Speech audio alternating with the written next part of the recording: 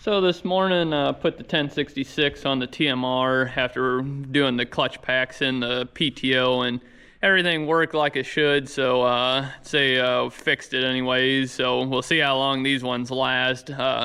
It's a new style that they came out with, I guess, and figure we'll try them. It's a heavy duty clutch, so figured give that a shot, because that's all it does is run the PTO. So we're gonna see how long that one lasts, but it's already about, I think it's about 12 o'clock now. My mom and dad had taken a load of steers for a guy, and had to get the trailer lights weren't working, blew the fuse, so took some out of my brother's truck and had to run down to the next town over and grab some fuses. So did that this morning, and wanted to load up another load of them round bales so we get them out of the one shed.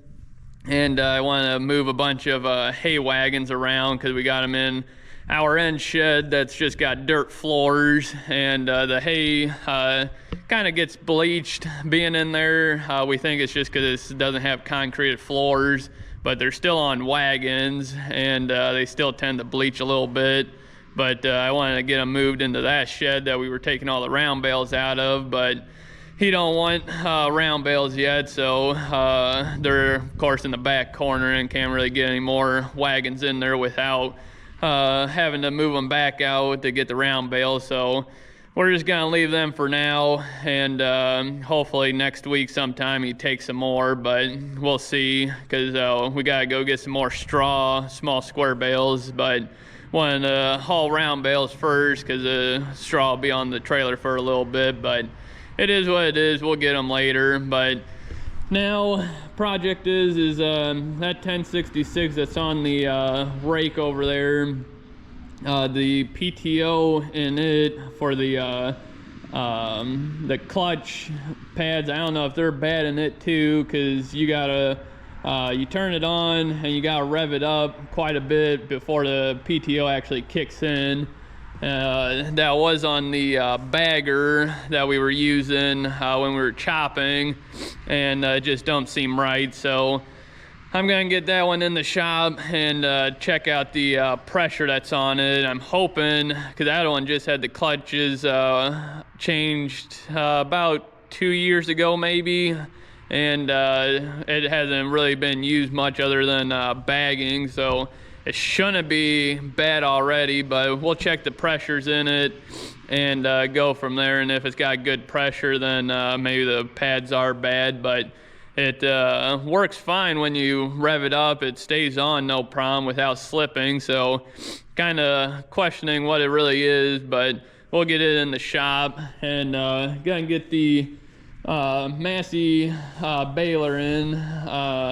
We were rebaling them big square bales there, and this thing's got auto or self tensioner on it, and it's got the chain and drive sprocket. Oh, this is a tensioner, but the one back in there that comes off this pump, the gear, either the shaft is messed up or the keyway in it broke or something, because we can't tension it anymore. So we're thinking, we're hoping that it just sheared the keyway in it and we can just replace that. But of course it's not too easy to get to, so but I got it all blown off. We're gonna get it in the shop. I'm gonna hook it up to the 1066 and pull it in there, and I gotta go over it. That's the main thing I gotta change, because my dad, I think, is running over to our Massey dealer. I believe he said Tuesday. Today's Saturday, so I gotta get that off, see what we need, and he'll go get that Tuesday. So I gotta get that. That's the main project. And then these chains, they're awfully loose, and I'm gonna take them off and see either replace them or tighten them, because I've tightened them once and they're still loose. So this baler, it's I think it's a 2018 or 2019, I believe. And we put quite a few bales through it, so it's time to do some maintenance. Other than that, we haven't had a single issue with it whatsoever, so we're really happy with it. So spend a little bit of money on it instead of buying a new one, because this one's still made in the USA. The new ones are made in China, so like to keep this one going as long as we can, because we heard the new ones don't last as long. So it making everything cheaper, but it is what it is. So I gotta get this thing hooked up to that, so I gotta pull out this truck, probably just back that up, put that rake probably somewhere over here. I probably shouldn't move that round bale, but we'll get that unhooked and hook it up to this.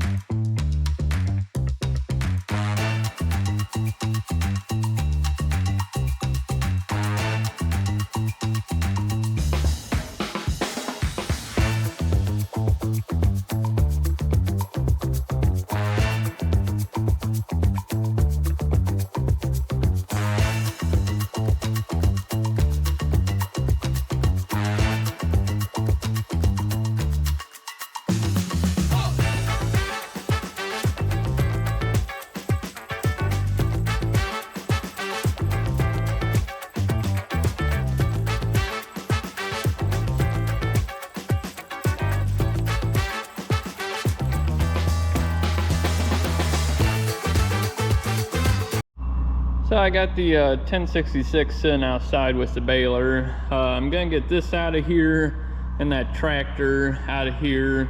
I don't need either one of them in here right now. That one, like I said, we're done with it, so I'm just gonna put it in the shed. But this one, I still got to get it washed up, and it's got a injector fuel leak. Can't really see it too good, but it's leaking down the side there, but that's for a later date. We don't need the tractor right now, so not really on the agenda. So I'm just gonna put that in the other shed too, and we'll pull the 1066 right in here. That way it's off on the side, and we still got this room here. So we'll get that moved out, and then I'll probably move this over here, just so then it's out of the way, because it's kind of in the middle. So we just kind of crammed everything in here when it got cold. So we'll get that out of here, get this out of here, get this moved over here, and then we'll probably sweep up that a little bit, and then we'll pull the 1066 in here.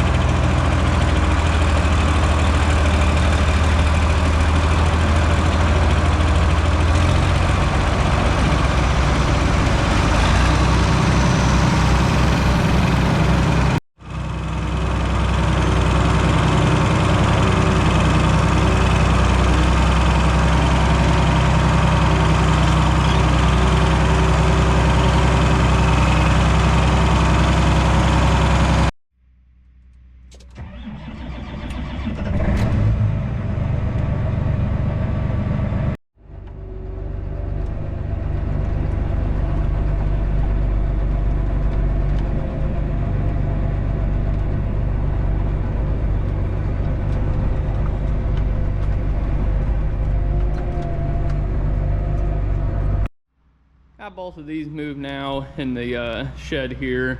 I really don't like having this tractor in here because we got all the straw in here and tend to have mice. But hopefully it only stays in here for a little bit. But I'll put some mice bait in it, that way make sure I don't get any in it. But we'll get that 1066 put in the shop now and take a look at it. Got the Baler tore apart here. Wasn't too fun getting that out of there, but did get it.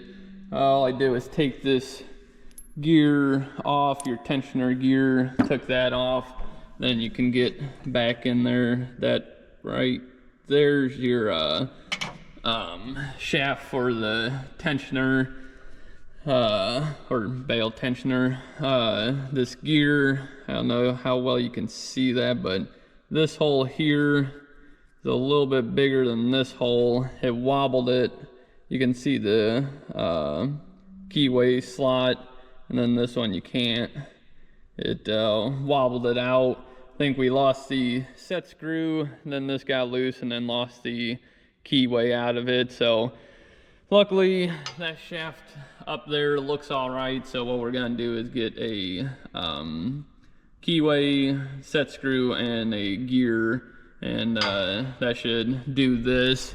And then my dad, he's gonna get the new chains here, both of these. This one here, which is I believe your main drive, because it comes off your gearbox, and then the chain that runs your knotters and everything, this one here, we're gonna get both of them new, because tying them twice now and they're still loose. So I think it's probably time to get new ones, because they got quite a few thousand bales ran through them. So we're just gonna get new ones of them, and that new sprocket.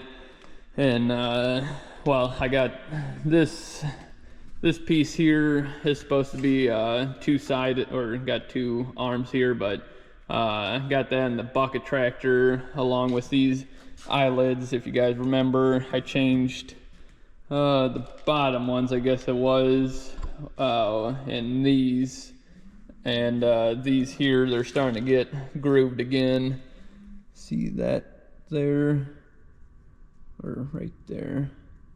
So it's gonna change those while I got it in here, get that fixed, and the chains and that sprocket, and then that'll do the baler. Besides greasing it, I gotta go through and grease it all, but other than that, this will be done. So that's good. And now project, we'll take this plug out down right in there. We'll take that out and put the gauge in it, and see what pressure we got, because this PTO is not working right. So we'll check that out now. Got the gauge set up here, so we'll fire up the tractor, turn it on, and see what we got.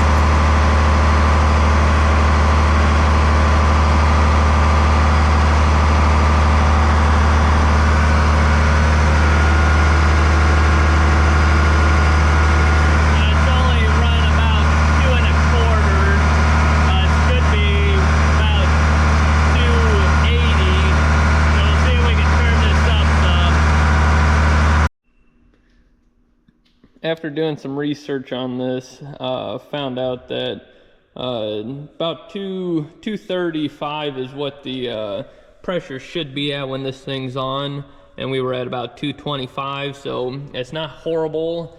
It was supposed to be like within 5 pounds, so it's not on it's on the low side, but it's not real low. But I found out that when I kick this on, it's only running about 40, and then for about 20-ish seconds, 20 to 30 seconds, and and then it'll spike up to 225 to 235. So after doing some research, thinking it's internal leak, there's quite a few O-rings and seals and stuff. These seals I got, let me see here, like these nylon rings, they go in there, and I guess if these go bad then it leaks. But that kit that I got for that other 1066 clutch, they come with steel ones, so I might tear that apart. I got the kit basically to redo it all, so might just do that, because got all these seals and stuff for it too. So I didn't rebuild that other one using that. I just did the clutch pads and a couple seals in there. It was nothing. It was just this seal up here that I replaced. So everything internal I got there. So we might just go that route, which I noticed this here is starting to leak too. And this was replaced because we broke this off. So this does need resealed, but thinking that it's an internal leak. So might just have to pull it all apart and see what it's doing.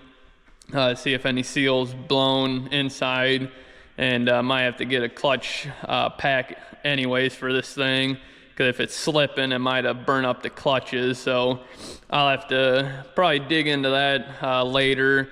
This tractor, we don't use it besides for bagging, so we'll need it till springtime. So that might get pushed on the back burner for right now. We'll see what we have time to do, but that's what I'm thinking, is I'll have to pull this PTO out of this one too, and see what's going on with it. But that's what I think. It's probably an internal leak, but we'll figure that out later. But kind of starting to get a little late, and I don't really have too much more I want to do. Well, I don't want to get started on a big project this late, so I might clean off this bench. Well, I guess move it down and get it ready for this here. I can't lift this piece up on top of there. It's a pretty heavy piece, so I mainly want to get it cleaned off, get it ready, see if my brother and dad can possibly help me, because I think if we set this up on there and then bring the back end around and swing it up on there, I think we can do that. But it's a pretty heavy piece to be doing by myself, so, and I don't really want to get the skid loader in here, because the driveway here is just nothing but mud, as you can see. So it's don't want to be dragging any more mud in, especially since just got the floor somewhat clean. So but that's what my plan is just basically clean this up and get it ready for this. So I'll just do that, and if anything else interesting comes along, I'll bring you guys back out. So got the cattle chute set up, and then got the thaw bath going. That's where the straw semen will go in once get the heifer in, and then I'll get everything else set up here. But yeah, we'll go and grab our heifer here. Hopefully she just walks right on over, but she's been bellering, which usually like to see them getting jumped, so you know they're in a standing heat, but she's been bellering all morning. So usually the heifers, they come in heat around early in the morning, like 2 or 3 o'clock, but she's bellering here, so we'll run her in, and if she's in heat we'll go ahead and breed her. If not, we'll wait till later, but she's definitely acting like she's in heat.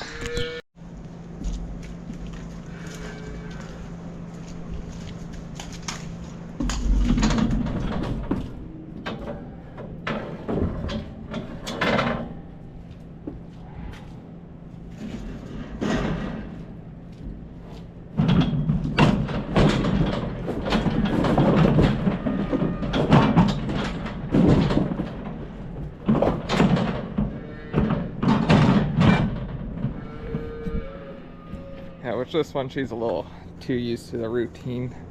She's gonna be 2 here in April, but yeah, she walked right up in there, so apparently that means she's ready. But we'll get her bred here really quick and throw her back over.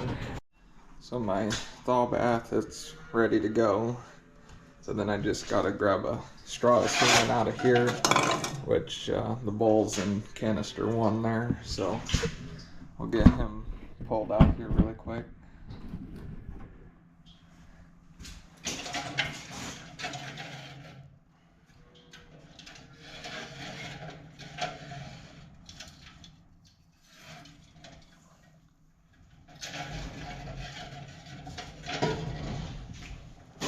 Then I take a paper towel and wipe off the liquid nitrogen before putting it in the thaw bath. And then we'll leave that in there for, I usually do about 2 minutes. And water temperature, it's ranges around 95 to 98 degrees. You don't want to be under that because it won't unthaw it all the way, and you don't want to be over 98 because then that's too warm to where you'll be killing it. But yeah, we'll let that go and then pull that out here in a couple minutes. And then otherwise, already wrote her down in here.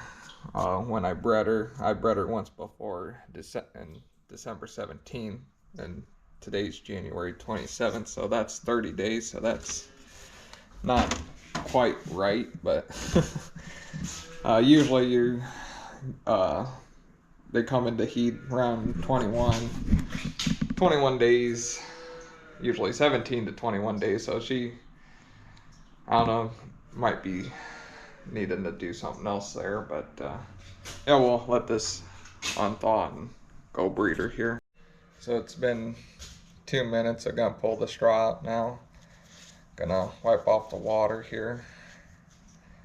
I'm gonna take this cutter here, cut the top off, and we'll take this sheath here, and you slide that in, and you take your gun here and slide it over the straw, and then that'll go all the way to the end here, and then I'll snap into this blue end. So now it's in. So then I have this gun warmer here, so it keeps it at a constant temperature. So we'll take that with us and get us a glove.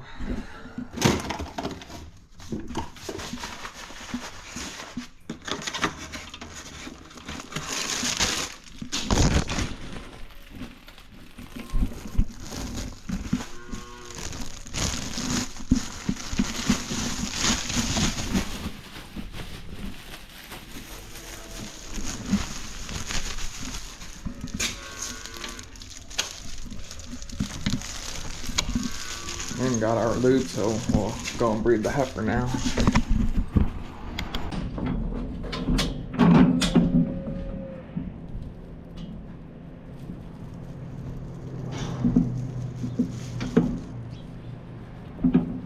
Well, then brought a paper towel to remove any manure.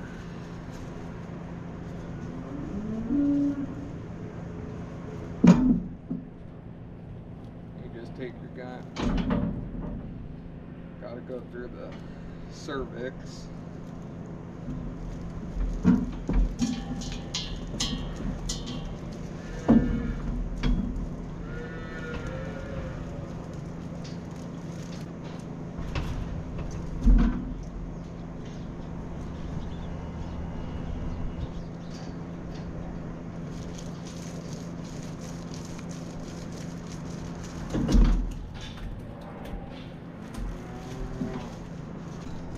Esther here, she was definitely in heat. She had mucus coming out of her, so a little bit of clear mucus, so that's a good sign of heat. But yeah, she was closer to 42 days, so that'd be 6 weeks, so I guess her cycle is normal. So we'll get her thrown back in with her buddies over there, and hopefully she's caught. We'll find out in a couple months when the vet comes out to do a herd check, but no, that's not the greatest tutorial here of breeding here. But yeah, she just stood there. She's definitely in heat, so hopefully she's bred now and we'll get her moved back here.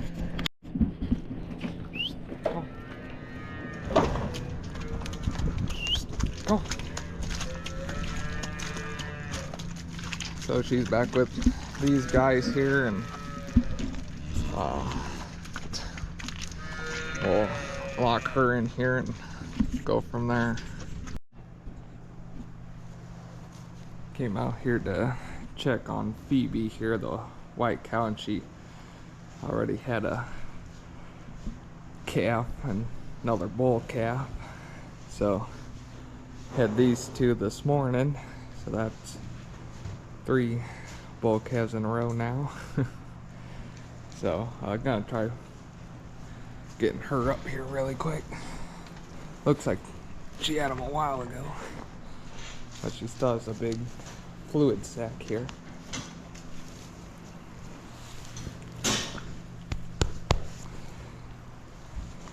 My calf's already up, so she must have calved a little bit ago.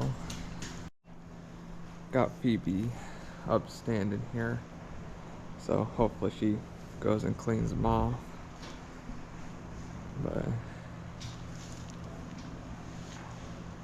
must have tried a little bit, but she's a little sore, so gonna leave these two be here and go from there.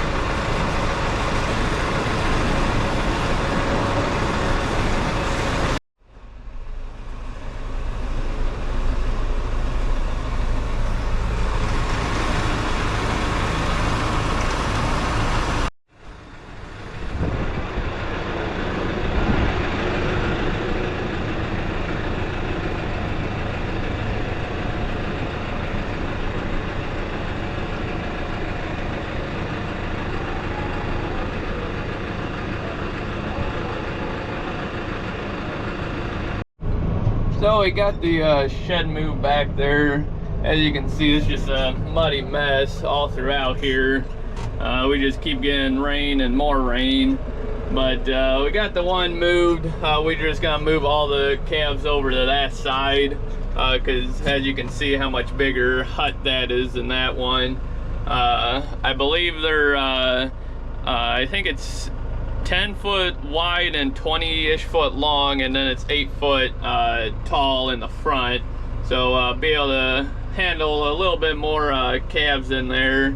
But you can just see how muddy it is. We're trying to keep them dry, but it's kind of hard in this weather, but it is what it is. We're my brother and dad, again, the cable off of it that we use to hook it to get it moved, and then he'll get him bedded down. But it's just mud everywhere, so we're trying to keep them a little bit drier, but it is what it is. You can just see how much water's everywhere. So but yeah, we're just I don't think we're gonna move the other one, because he moved them all over there. We had them over here too, so I think he's just putting them all over there and leaving the one for right now. But we're just gonna get out of here and get this bucket tractor put back away.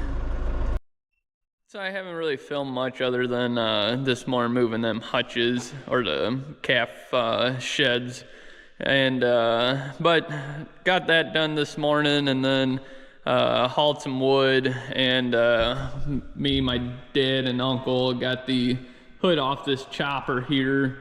As you can see, it's collects quite a bit of junk up underneath it. Gets all that stuff in there and all that stuff on top. But we got it off, got it sitting back here. I'm gonna pull this thing outside and get it blown off here. I don't know if you guys can see. Yeah, you can't see too much, but that front right there is darker.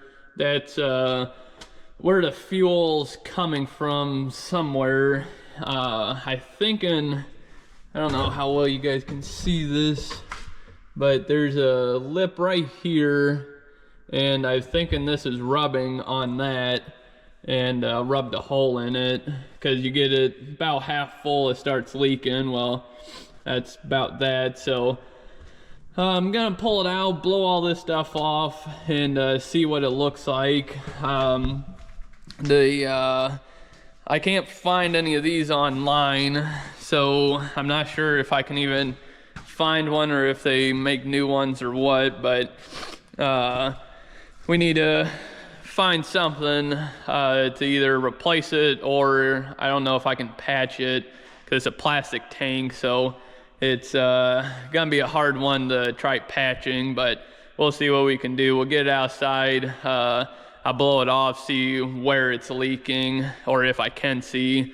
But I gotta get all this stuff moved. I'll get this, I'll pull it on the other side, because we don't really have room in the other sheds right now. So I'll just park it behind the combine here, and I'll pull this. I really need to unhook this, because we'll be about done with it. So I guess I'll put this over there, see how much room, and probably put it up in front, I guess.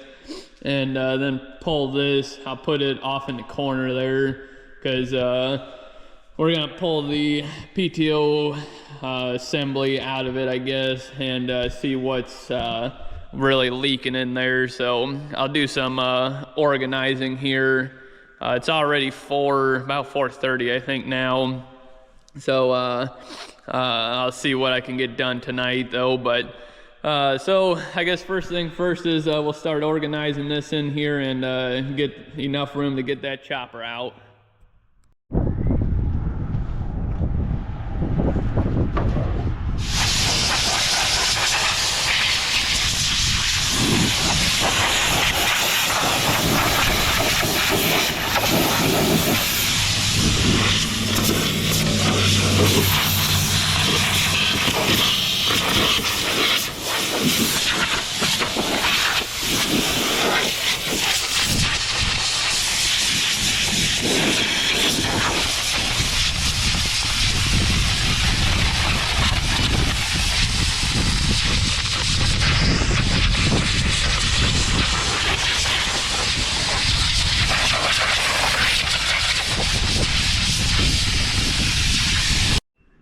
I'll spend about probably an hour or so blowing this all off.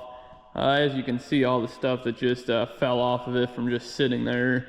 There was a lot of stuff everywhere on here. All this in here, got it all blown out, and then went underneath, all up under here. Got this all blown out. Can't really see, but got it all blown out, and got all this stuff up here blown off, and got it halfway decent now. But I think we got lucky. I think the tank is still good. There's a hose. I don't know if you guys be able to see it here, but yeah, I can't see it, but this sending unit here, there's a line that comes off of it, the fuel line, and it looks bad, so I'm hoping it's leaking there. I should be able to pressurize this and see if it leaks out of there, but makes sense, because all this was caked up with dust that had the fuel in it. You could tell it was all packed in there, and then everywhere down below it, and then off to the side here, and you can kind of see where that's all dark right there from the fuel. So I'm hoping that it's just a line and we can either cut it, because it's right in there, and all we need about 6 inches cut off, so we might be able to pull it and cut it shorter and do it that way instead of getting a new hose. But if we gotta get a new hose, we'll just get a new hose, not too big of a deal. But it's looking like that's what it is over the fuel tank. So hopefully that's the case, because I don't think you can get these fuel tanks anymore. And if you can buy them new, they're probably awfully expensive, and I wouldn't want to put a used one in it, because you just have problems with them anyways. So hopefully it's the line, but we'll check that out tomorrow, because it's starting to get a little late here. But got everything kind of packed in here a little bit differently now. So got the backhoe and baler up there, and got all this room here. I didn't want to put the chopper back over there because I need to clean that. But got the 1066 over there, so when I got time to pull the clutch or PTO out of it, it's over there, it's out of the way, and won't have to move it. So that's kind of why I moved things around a little bit. And we gotta get the 9600 combine home to start going over it. So I want to put it back in this corner here, so I'll have to move all this. But I got majority of it how I want it now, so just have to get that combine, and we'll just sweep all this up, so we'll have a nice clean area to work in. So that's basically what I got so far. So I still got a mess over here to clean up, but it's a lot better than what it was. With it being this muddy, it's just hard to keep mud out of here, but it is what it is. So yeah, but it's starting to get late now, so I'm gonna go in and get something to eat. But I'll get you guys back out here tomorrow. Today's January 30th, and yesterday I didn't film nothing, because we got straw first thing in the morning, well, I guess mid-morning, and picked up, what was it, about 700 bales, or about, I guess it'd be about 800. Got a trailer load and 100 bales on the flatbed truck. So we did that. Then once we got home, did a couple odds and ends, and then I was working on the chopper last night, and found the bad fuel leak. Gonna be hard to show here, but this line here is the one that it comes from the far side of the machine, comes across here, then goes down, and then comes back here into this line. And I don't know if you guys can see that, but it's been spliced and put together, and they got it kinked right here, so I don't know how it's really getting fuel. And it's on a shut-off valve, which I don't really know what the point of it is, because there's no fuel coming out of it once this tank is under 3/4 full. So, because I got it unhooked now and there's no fuel even coming out of it. But then it runs from this side back over to the other side. Show you guys here. And comes into the injection pump right there. Well, I guess it goes into the block, but it goes to the injection pump eventually. But this line here comes in from down there and comes from across there, so this line's bad too. So what we're gonna do is just take it, I think we're gonna take it all out of there, because the sending unit's right here. It's right, well, let me get the light here. The sending unit's right here, so it came across and then it went down and then over there, then it come from the bottom back across up into here. So I think what I want to do is just take it from here, loop it around, and then come down along here and then right into it. I think that'd be better route. Plus we get rid of about 6 foot of fuel line. So I think that's what we're gonna do. But I gotta talk to a deer mechanic, see if he thinks I can do that or not, or if it's made like that for a reason, but I don't really see why it would be. So that's kind of the plan. And I'm a little sick, so just bear with me here. But so that's the plan with that. But hoping to get that fuel line hopefully tomorrow. And then yesterday I was checking the cutter bar we got. I think it's the right one.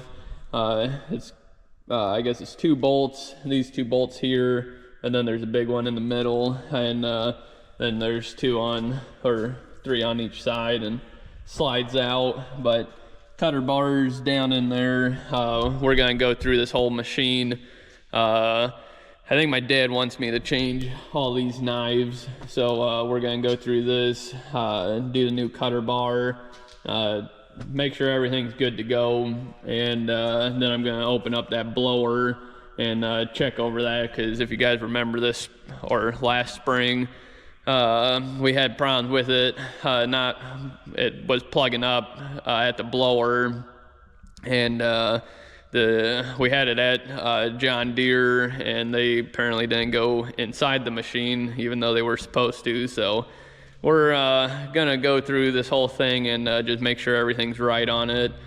And so fuel tank, I think it is good. I think it's just that fuel line, so that's a plus. And we'll switch that and then put some fuel in it and see if it does leak or not, because the line looked pretty bad, so I'm hoping it's just the line. And my dad and mom ran over to the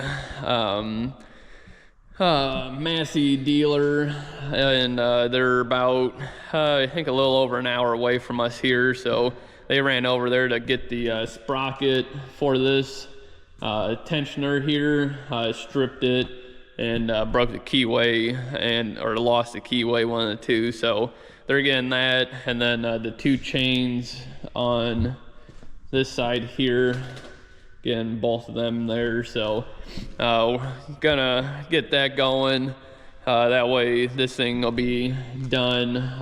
Well, I guess I still gotta change these eyelids here, but all you gotta do is take a snap ring, pop them out, and put them back in, so not too big of a deal.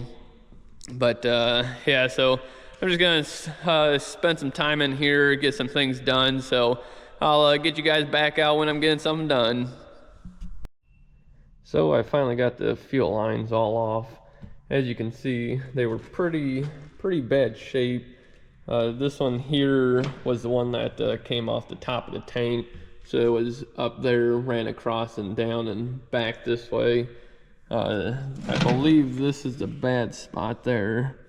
That was where it was leaking up at the top, and then this is where it was kinked. I don't know how it was even getting fuel through that, but they spliced it here. I don't know how long ago, or why they even did that, honestly. And rest of the hose ain't too bad a shape, but it is really old, and it is getting pretty dry rotted. And this came from the shutoff, so where this hose was, there was the shutoff from here to here. And this one, I think it was just cracking. Yeah, you can see down in there all them cracks. And then it came up in between this here, came from that far side there, came up, and then came up from down there up to this fitting right here. And I just cut it off here, that way I could pull it through the frame rail there. But you can see how cracked up this was. Camera don't really pick it up, but it was cracked pretty bad in here. So I'm hoping this was the issue. If not, it definitely doesn't hurt to change these, because this is really bad shape. So I think we're just gonna run new fuel line from, like I said, the top there and come down this way and through instead of running all the way around and down. But I'll have to talk to a couple people and see if that'd be an issue or why they did it the way they did it here, because I don't see the reason in all that extra line. But I got it off, so now at least I have some reference on what size, and I can figure out the length I need. But so that's basically all I wanted to get done with this. So now I'm gonna go work on that baler. I think my dad, I don't know if he brought the parts out here or not, but I'll have to go see if he got the chains and sprockets. So I'll go talk to him real quick and see if he's got them. Talked to my dad, and of course they didn't have the parts there. He said it'll take about a week or so before they do get them. So we're at a standstill on fixing that baler for about a week or so till we get the parts. But this thing, I was gonna change out these knives because, as you can see, like this one here, you can see that chip out of it.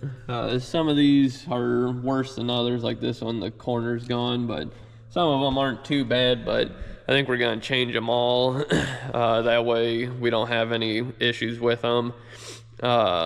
I gotta get a torque wrench because the one that I got doesn't go up. I think these need to be torqued at 250, I believe, or something like that, or 240. It's over 200 foot-pounds, and I don't have anything that goes up that high to torque them. So I'm just gonna wait on changing them until I get a torque wrench, because you gotta set these a certain depth so they don't hit the cutter bar.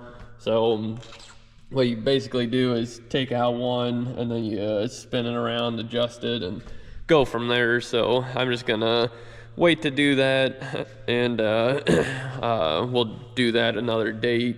And same with that blower, because that blower, it's got to be torqued just right also. So I'm not going to mess with this thing right now, and we'll have to wait for that fuel line. So basically this thing I'm at a standstill on also.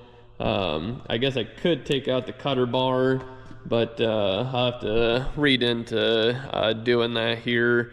I don't know if I should wait.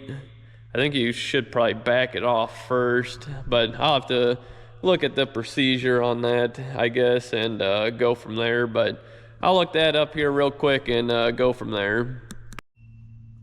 To change this stationary knife here, you got to pull this whole unit off the front. So I think it comes off about right here, and this whole thing comes off.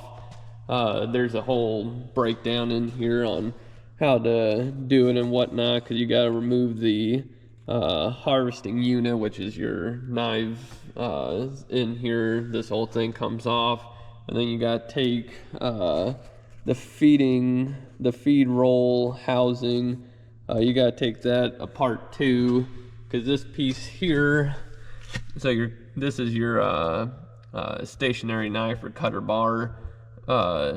This bracket that's held on by the 3 bolts, this thing flips forward, so it hit this piece, which is what you need to take off. These are your feed rolls in here. So this would flip forward, then you can pull this out. You can't get this bolt out because it hit on here. So that's you got to pull all this stuff off, and right now not really in the mood to do that. So hopefully next few days here, if I get feeling better, I'll tackle this job, because I'm sure this ain't gonna be too easy to do, because I believe you gotta hook it, because I think it all comes, yeah, you hook this back up to the head, so that way the front's stable, the head will, or the throat will stay on the head, and then you put jack stands under the back, or a bottle jack, so you can adjust it. So I'm gonna have to hook this back up to it and pick it up, and go forward some so I can have room to back up, because I'm already back against the wall. So we'll tackle this job later.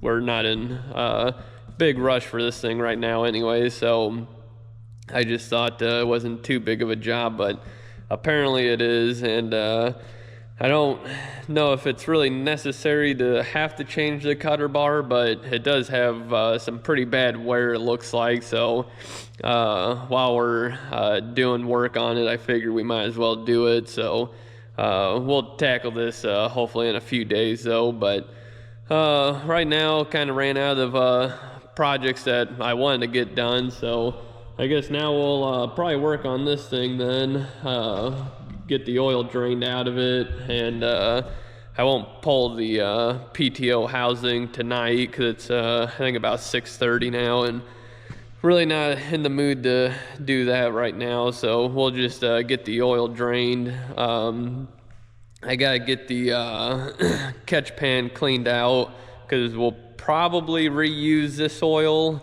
We'll see what it looks like, I guess, really. But I don't think it's, because I don't think this one's burnt.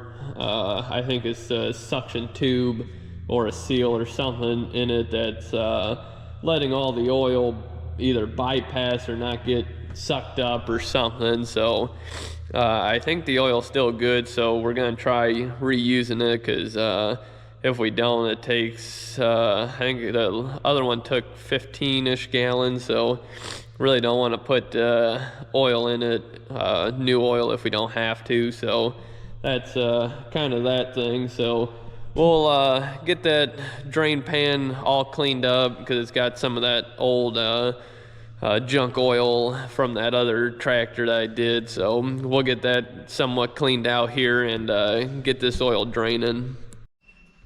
Pulled the filter out of this 1066, and as you can see, there's a bunch of stuff in it. I'm not too sure what it is. It almost looks like plastic and clutch material, so I don't know really what's going on there. This one, we did have it rebuilt, the clutches I think 2 years ago, and all it's been is on the bagger, so hasn't really had much use, but it has had, bagger is pretty hard on it, but still shouldn't be going out already. So I don't know if these clutches are going out too, but it was working fine. It's just the pressure, it take forever. You have to rev it way up before it kick in. So I'm thinking something's plugged by how bad this filter is. You can see all the little stuff sticking out of the holes there. So we'll keep digging into this and see what we find.